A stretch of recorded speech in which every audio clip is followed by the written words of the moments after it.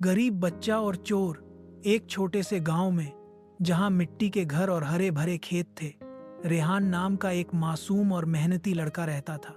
उसकी उम्र मुश्किल से 10 साल होगी, लेकिन उसकी आंखों में दुनिया की समझ और पेट में भूख की आग दोनों साफ झलकती थी। रेहान का परिवार गांव के सबसे गरीब परिवारों में से एक था।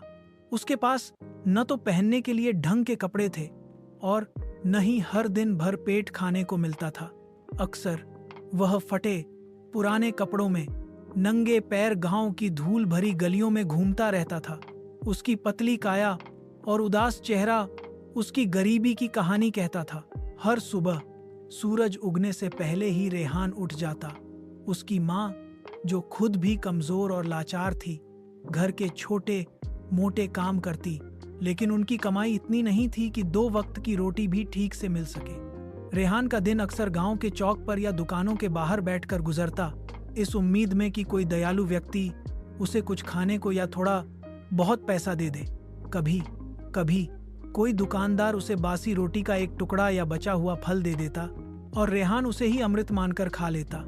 उसकी सबसे बड़ी ख्वाहिश थी कि एक दिन वह खूब पढ़ेगा, ज्ञान प्राप्त करेगा और अपने परिवार की गरीबी को हमेशा के लिए दूर कर देगा। वह अक्सर रात को तारों को देखते हुए सोचता कि क्या कभी उसकी किस्मत बदलेगी, क्या कभी उसे भी स्कूल जाने और किताबों को छूने का मौका मिलेगा। उसी गांव में एक और शख्स रहता था जिसका नाम कलीम था। कलीम रेहान से उम्र में काफी बड़ा था और उसका नाम सुनते ही गांव के लोग डर से कांप उठते थे। वह एक कुख्यात चोर था जो दिन दहाड़े चोरी करता था और उसकी दहशत पूरे इलाके में फैली हुई थी। कलीम का दिल पत्थर का था, उसे किसी पर दया नहीं आती थी और उसकी